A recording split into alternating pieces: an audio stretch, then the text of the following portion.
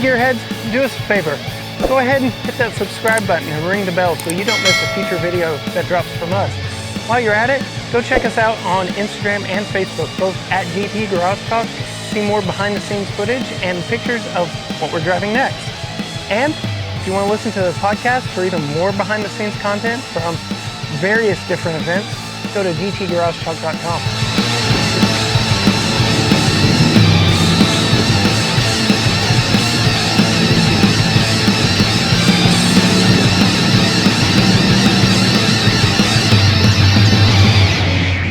Alright guys, it's looking awesome out here. The sluice box is a gold mining term, and then it's also a section of trail on the Rubicon Trail. There's big sluice, little sluice. We set up a little demonstration of that here. Basically, it's a set of rocks as you're going up there, climbing up those obstacles. As we climb those obstacles, it just gives you a nice demonstration of what that Bronco can do and how it's going to work through there.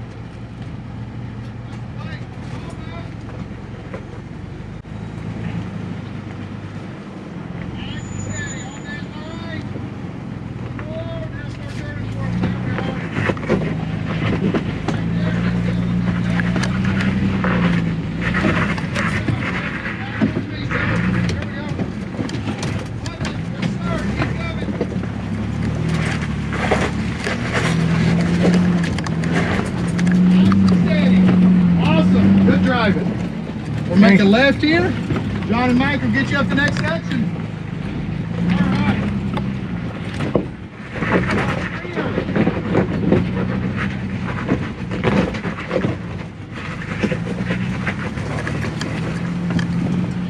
Low range, that's what we're really concerned with, that low range while we're out here.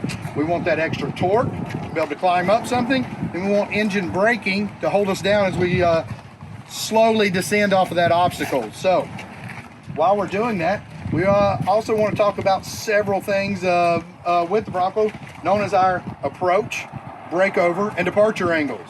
So very simple and basic here. Approach angle, that angle of the front bumper to that front contact patch of the tire.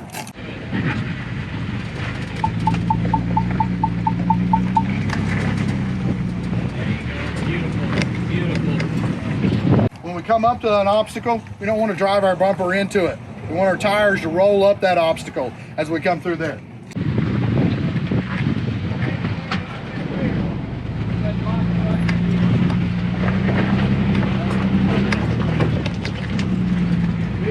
From there, on the rear, or the middle of the Bronco, rear contact patch of that front tire to that lowest point of the chassis.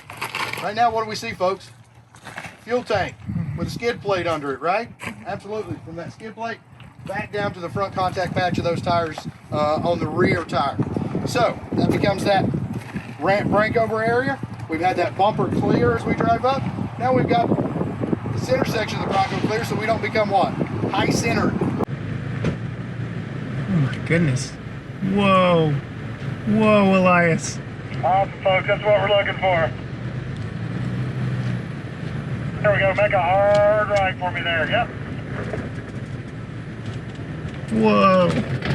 Love it. That's what we're looking for. Absolutely, guys. Good job. That was awesome. Heart racing a little bit, right? Yes. Feel those tires stand up, set back down on the ground. Wow. Sitting there as a teeter-totter on that Bronco. And then from there on the back, we've got our departure angle. Maybe those recovery points, our tow hitch, maybe even that spare tire as we come off of that obstacle. We don't want to catch that on anything and rip it off the Bronco. I am in a two-door Wildtrak. So I'm just kind of getting myself familiar with the area. Everything is where it needs to be, that you can quickly get to it. auxiliary switches if we actually, ooh, I do have some lights up front. So I've got a LED light bar across the top. I've got rigid lights at the pillars. Pretty sweet little setup we have right up here. Dual cup holders, window switches here in the middle, both of them automatic. Wireless charging pad that fits an iPhone 12 Pro Max. So, and then this huge 12-inch screen. I've got a view from my fixed rearview mirrors on the outside, pointed down at my front tires, so I can see exactly where my tires are going. Again, another opportunity to use my cameras, dodging that sharp rock. I just say an extra set of eyes never hurt anybody.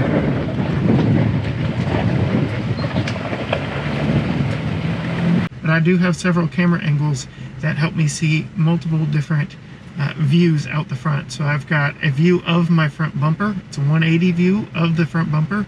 It's built into the grille, and so I can actually see both corners of the bumper here on that screen. It's a little distorted image, but it helps make sure that you don't hit a rock or a tree or something out on the trail. So really awesome there. Helps save you some money. Don't gas your tire on something. Saving money is always good.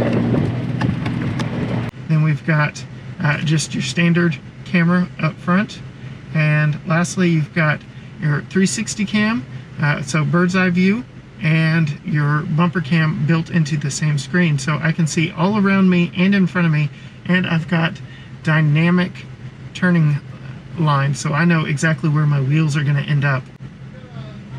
So I am in a 2-door model, which means I'm in a 4-seat model. Because of the narrow area in the back seat in this 2-door, there's only enough room for 2 back there, and it's actually split seats. So there's no option for a third person back there. So if you really want to haul some people in your Bronco, get the 4-door.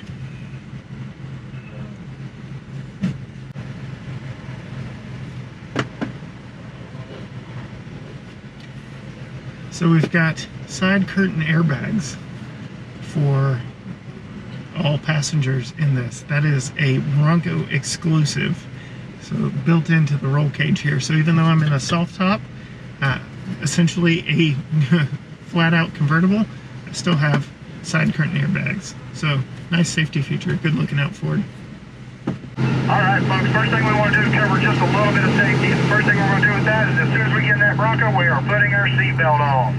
Then we want to make that seat probably a little bit closer, a little bit higher up than what you're used to for driving on-road. We're driving off-road. We need to be able to see over that hood of that Bronco in front of us, so we can see that terrain down there in front of us also. So typically move that seat forward just a little bit further than normal and up just a little higher. And also, we want to do something with our hands that might be a little different than normal. We're always going to have 2 hands on the steering wheel. 10-2, 9-3, 8-4, somewhere on that side of that steering wheel with our thumbs out. We're not wrapping that thumb around the steering wheel. Just because if we were to hit a big rock or something, we don't want to catch our thumb inside there and break our thumb possibly. Any questions on that? Everybody feel comfortable with that? All right, then folks, what we need to do now is get those Broncos in that proper gear selection. If we're in a Wildtrak, I would probably select mud ruts. So we'll turn that dial to the right until we see mud ruts. All right, we're going to keep moving forward nice and steady here. And we're off. Also, folks, while we're out here driving, I just want to keep in mind what we call convoy procedures or trail etiquette. You are responsible for that Bronco behind you. So if you come to a turn, you want to make sure that Bronco behind you sees where you turn. So that means you may have to stop, let them catch up to you just a little bit. That being said, while we're out here also, how far do you think we should be from each other as we're driving through these trails? Maybe 2-3 Broncos? Might be a little too far sometimes, so we might actually ask you to come up about a Bronco length in between each of the Broncos. That way, while we're out here driving, and you have the benefit of a professional trail guide, choosing our lines as we go through here, you can see that Bronco's tires in front of you as you're driving through there, so that you get those tires in that right line to make the best outcome as we come through. So I do have Brian from Brake Check Show right behind me, so I guess I'm responsible for him. You hear that, Brian? If you haven't yet, go check out their channel. We'll put a link up in the corner.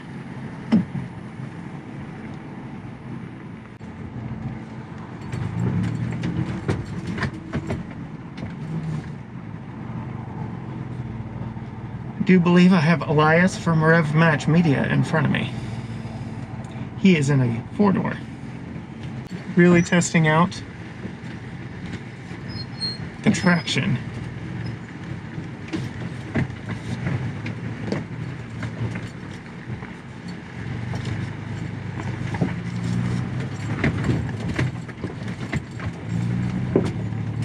Now with a shorter wheelbase, you do kind of get jostled around a little bit more.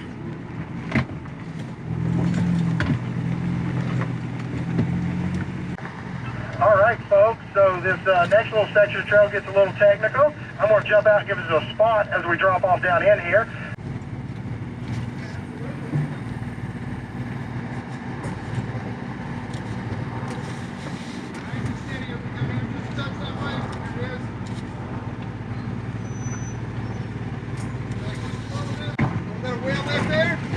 Back on the ground. Awesome. Nice and steady coming off there. All right, good job. There you have it. Fun little adventure. Hold that line right there. Keep moving forward nice and slow and controlled.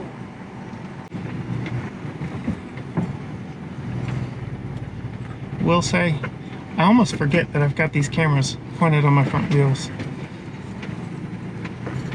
And folks, do make sure that that driver's side window is down.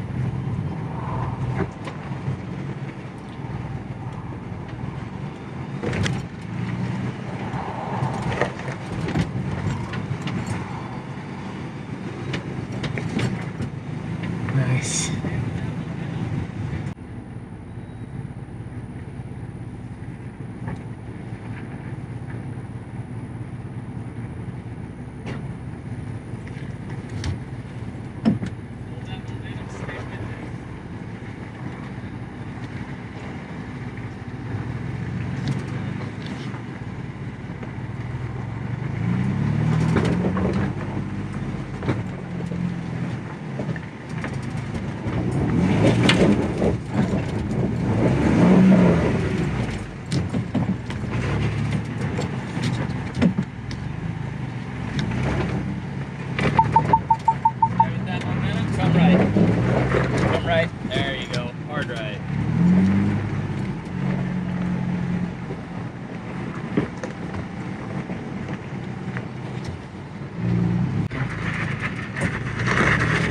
Beautiful.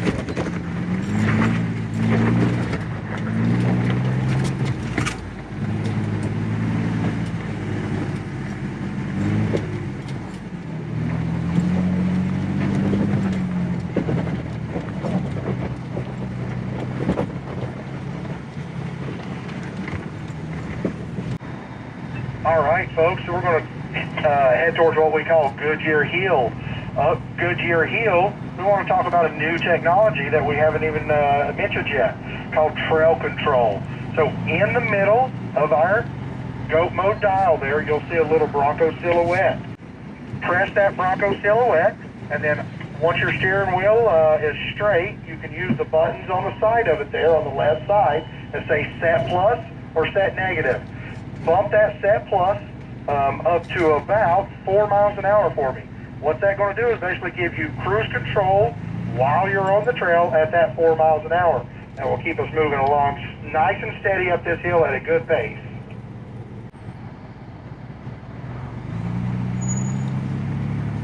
So we're going to try this hill in trail control.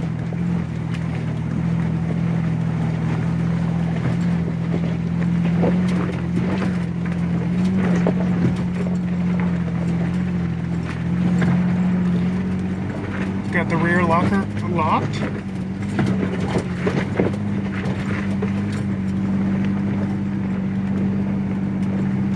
Just that simple. Bronco's doing all the work. I'm just pointing it in the direction we need to go.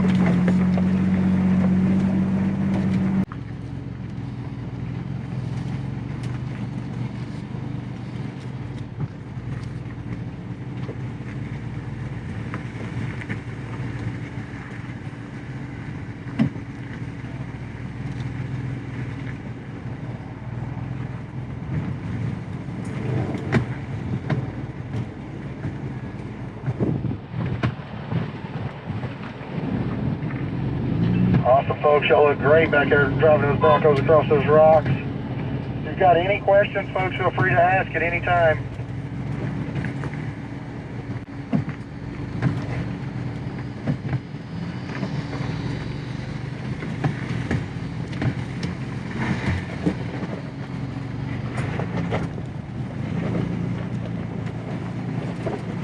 These trail cameras, I'm relying on them a little bit more and more. Seeing with my eyes obstacles coming up ahead, and then that hood obstructing my view definitely comes in handy when seeing exactly where my tires are hitting. Woo! Mask is coming in handy right now. All right, folks, so next section of trail we're coming up to is what we call the slabs. Nice little section of rock climb here that may feel a little awkward the way we're lining you up or driving you up these rocks. It's very important to keep your eyes on our hands as we're going through here and follow those signals. So yeah, that means you may have to duck down under that windshield or look around that A-pillar in the Bronco while we're doing this.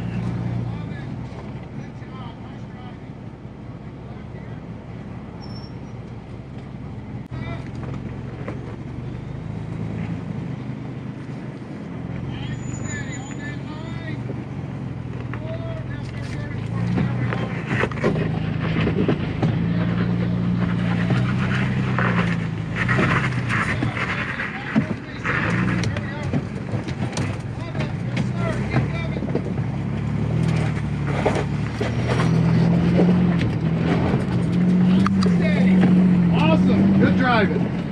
We'll make a left here. John and Mike will get you up the next section. All right.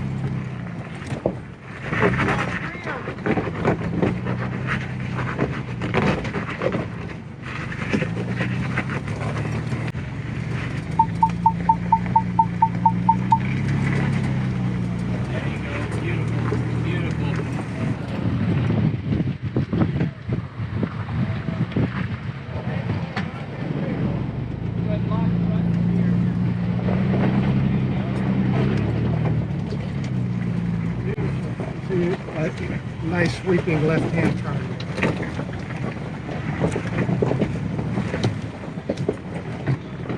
Bronco 1, are you stopped up there? Yes, copy. Cancel.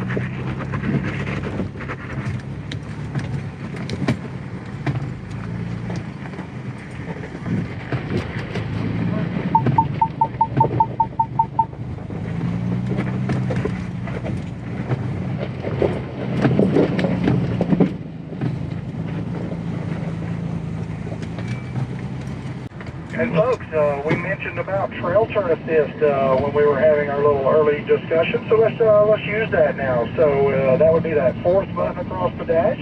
So we'll make a hard left-hand turn right here, decrease that turning radius by 40%. So press that third or fourth button, depending on which model you're in, and turn that steering wheel hard to that left and give me just a touch of throttle. Now, I am in a two-door, so wow, that was impressive.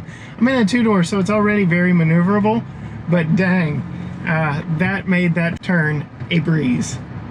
So when you use that trail turn assist, you'll notice you do have to turn that steering wheel pretty far, almost to a hard lock, and give it some throttle. I'm not gonna lie, that was very fun and impressive, and I want to do more of it. All right, folks, at the top of that hill, we're going to make a nice right-hand turn. Another great spot to try that trail turn assist out. If you didn't quite get the feel of it on that first one, we can do it again to the right here 2 more times. We're going to make a right-hand turn, run about 50 yards, and make another right-hand turn.